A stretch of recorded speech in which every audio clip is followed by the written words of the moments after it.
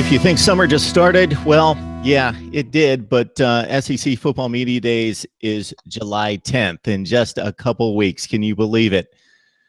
It is coming. Will Gunter talking South Carolina football with us each and every Friday morning here at MarkRogersTV.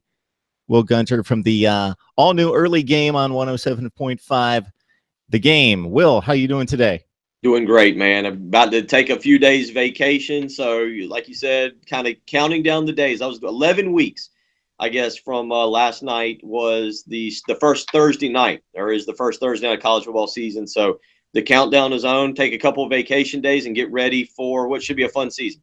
Yeah, and I was doing a double check on media days throughout college football and could not believe that the SEC has moved it up to July 10th.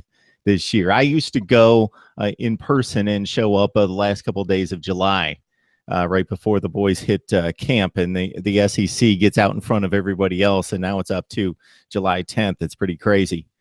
Will and I have carved up the quarterbacks and the running backs at South Carolina, so check out those positional videos. We provide for you the long conversation on audio on Podbean and iTunes, and you can check out the positional units and everything else we talk with South Carolina football at MarkRogersTV on YouTube. So we're going to talk offensive line and wide receivers today. This offensive line group, much maligned in recent years. Will, do you think there's some hope here, and what does the personnel look like for this fall? Well, I think you start with new offensive line coach Eric Wolford, who was a co-offensive line coach or assistant offensive line coach with the San Francisco 49ers last year. He's back for his second stint. He spent 1 year here at South Carolina in 2009 under Steve Spurrier, in which there was some turnaround late in the season. And then he left to take the head coaching position at Youngstown State. And Sean Elliott, who is gone on to be now the head coach at Georgia State, I think Sean did a good job. But I actually think South Carolina upgraded with this hire. I think Eric Wolford fits this staff and fits what offensive coordinator Kurt Roper maybe wants to do a little bit more.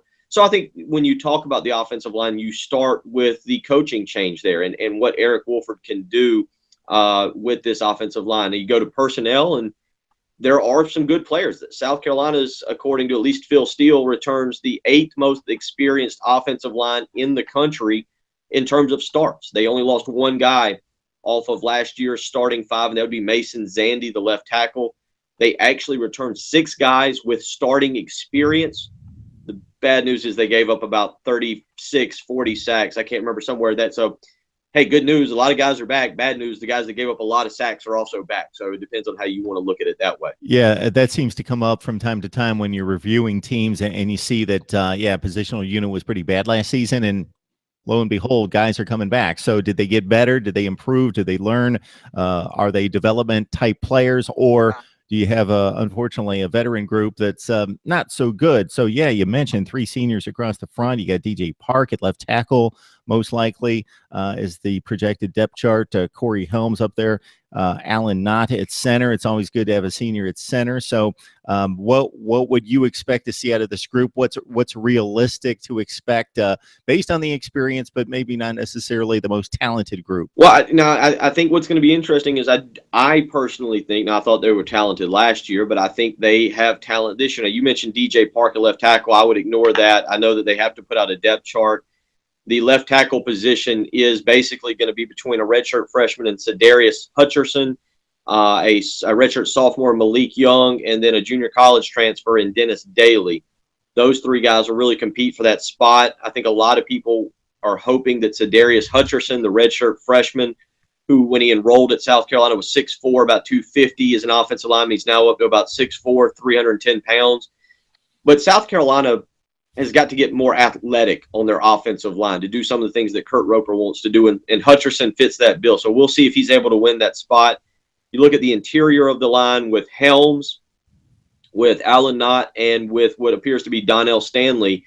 And again, those are guys. Corey Helms was a freshman All-American at Wake Forest. Alan Knott will be a 3-year starter, and Donnell Stanley is a young man who was recruited by everybody in the country. He got injured on the opening play last year against Vanderbilt, rolled his ankle, was out for several weeks, and was really a big loss for the offensive line last year. Maybe could have made a big impact, but it's a pretty solid group. And then at right tackle, they're going to move maybe their best offensive lineman, Zach Bailey, who's draft eligible this year and could potentially leave.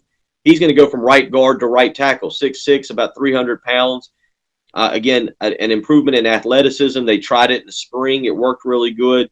So that appears to be, you've got 4 guys set in stone. DJ Park, as you mentioned, is a guy who has starting experience. He's back as well. So you've got guys with experience, and you've got guys. DJ Park was highly recruited. You've got guys that were, at least in the recruiting rankings, highly thought of.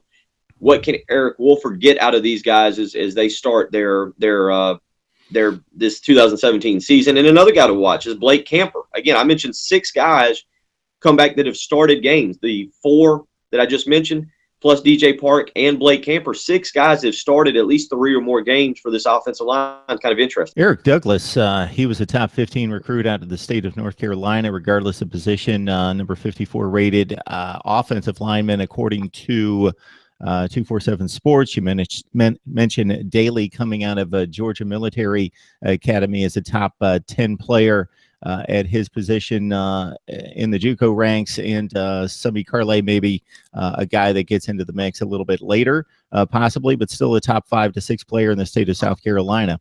So with the quarterback in place, with the backs we've talked about, maybe the wide receiver core, maybe the possible weak link, despite some 2 really good players there, I can understand why you feel that the offense as a whole is possibly ready to take a huge step and a little bit underrated. Well, and again, like we've talked about at some of these other positions, it comes down to that offensive line. Can they protect Jake Bentley in 2017? They didn't do a very good job of protecting he or Perry Orth or Brandon McElwain in 2016.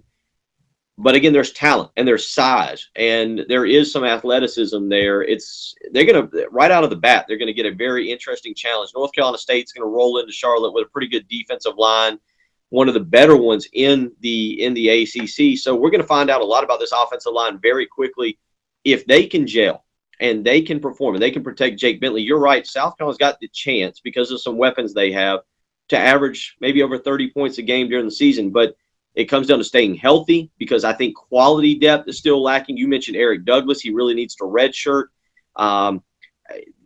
There's just they're taking a lot of offensive line in this 2017 class. They just got a commitment yesterday from a 6'6", 285-pound tackle prospect, local prospect out of Lugoff Elgin, and Wyatt Campbell.